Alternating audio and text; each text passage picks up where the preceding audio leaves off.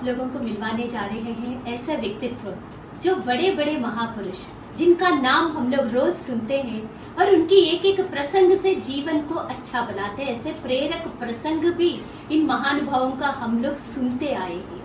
पर आज हम आपको जिनसे मिलवाने जा रहे हैं सीनियर जर्नलिस्ट श्री प्रमोद जी से। आप यदि उनकी बातें सुनेंगे, किन किन लोगों से वे मिले हैं, उनके संपर्क में आए हैं, चाहे वो भारत रत्न नानाजी देशमुख जी हो, चाहे वो परम आदरणीय भाई महावीर जी हो, पंडित दीनदयाल उपाध्याय जी हो, या अपने हम सब लोगों के प्यारे प्रधानमंत्री रहे माननीय अटल बिहारी वाजपेयी जी हो, मैं आपसे पूछना चाहूंगी, आप इतने महानुभावों से मिले और उनके संपर्क में आए, कुछ ऐसे प्रसंग आप हम लोगों को बताइएगा जो युवा वर्ग को लगे कि आज हम लोगों को किस दिशा में जाना है, उनके जीवन से प्रेरणा लेकर। मैं ये जरूर कहूँगा कि इन लोगों से हमें सीखना चाहिए, क्योंकि आज भी वो प्रेरणा के बहुत बड़े स्रोत हैं। आप डॉक्टर महावीर जी की बात कीजिए। महावीर जी दिखने में बहुत सिंपल थे, जितने वो सिंपल लगते थे उतने ही वो गहरे भी थे। एक मैं तो उनके साथ बहुत नज़दीकी से रहा हूँ, मेरे को घर भी आए हैं धारवा के। उन्होंने बिल्कुल देसी में रहते थे, तो खाना भी वैसे घर में आके खाते थे, तो मालूम नहीं होता था कि क्या है क्या नहीं है। मैं विद्यार्थी परिषद में था, तो हाँ आर्या कॉलेज में हमारा एक फंक्शन था, तो दिल्ली से उसे एड्रेस करने भी आए थे। ये तो उनका था लीडर वाली बात। एक मेरे से क्योंकि उनके बड़े अच्छे सम्मान थे। एक बार मैं मुझे शायद वो गांव का नाम तो नहीं मालूम, लेकिन ये गोंडा के पास था, नानाजी देशमुख इलेक्शन लड़ रहे थे, तो ये उनके वहाँ पे गए। तो 1.5 घंटा के करीब ये वहाँ लीड पहुँचे, लेकिन वहाँ फिर भी श्रोता काफ़ी थे जो इनको देखना चाहते थे। शायद लाइफ में पहली बार महावीर जी ने 10 मिनट के अंदर अपना भाषण बंद कर दिया, क्योंकि महावीर जी में कैपेसिटी थी कि वो जो बात है वो लंबी चौड़ी नहीं करें, वो 5 मिनट 10 मिनट में भी बंद कर सकते हैं। तो हमने कहा कि शायद थक गए होंगे। जब हम कार में वापस आने लगे तो महावीर जी ने पूछा कि यार ये मेरी हुटिंग क्यों हुई आज?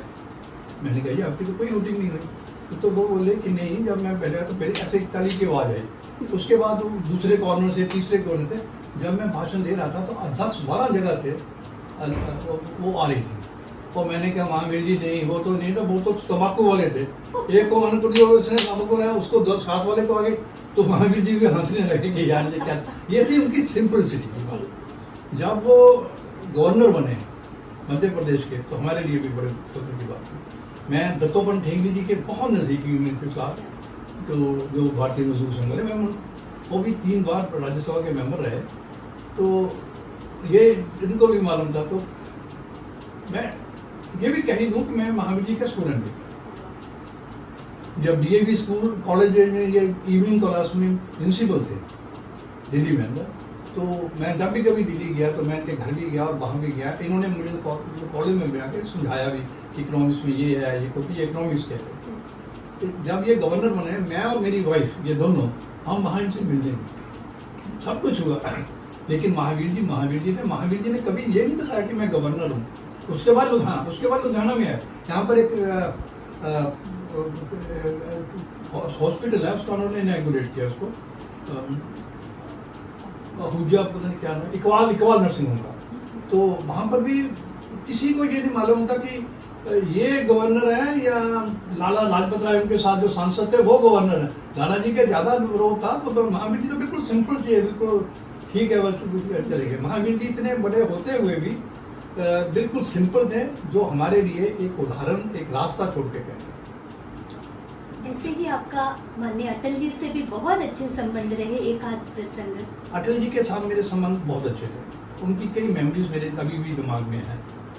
मैं पत्रकार था, तो दिल्ली में इलेक्शन की कवरेज के लिए भी गया हुआ, तो अटल जी के साथ दूसरे तीसरे दिन अक्सर मुलाकात होती थी। उन जैसा हंसमुख मतलब व्यक्ति मैंने नहीं देखा।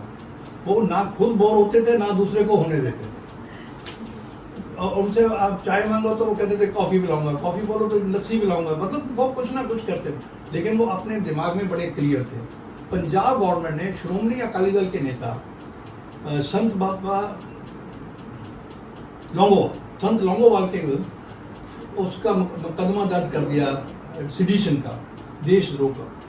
तो अटल जी को मैं मिलने गया, कहते जी आप बताइए देशद्रोह का मामला है, और कहते हैं कि मेरे कुछ भी राजनीतिक मतभेद अकाली दल से हो सकते क्योंकि उन्होंने पंजाब में टेररिज्म टॉप पे था, लेकिन संत लॉन्गोवाल से गद्दार नहीं हो सकता। आप हिंदी खबर लिखो, तो दूसरे दिन मैंने वो गए, दूसरे दिन मैं हेडलाइन अखबारों में छपी और मुझे बड़ी खुशी हुई। और अटल जी जो बोलते थे वो कहते थे वो कवि थे। हाँ, उनकी जवान के अंदर एक अपना रस था।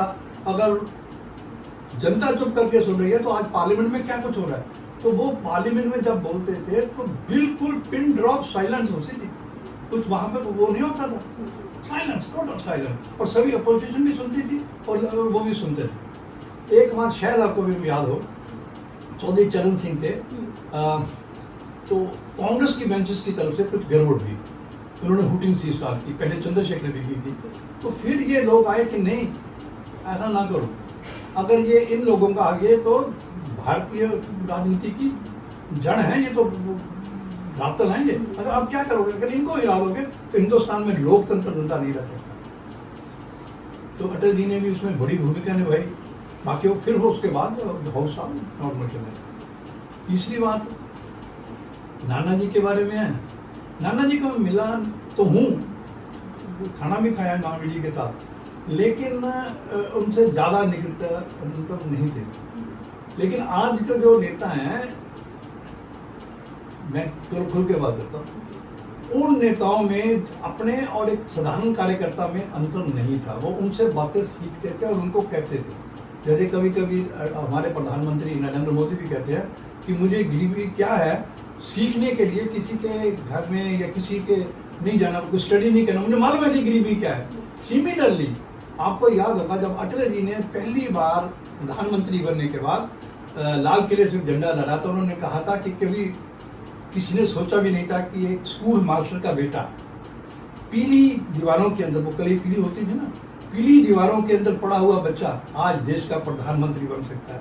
ये उन लोगों के ऊपर एक जबरदस्त बात है जो ये कहते हैं कि हिंदुस्तान में लोकतंत्र कमजोर है ही नहीं।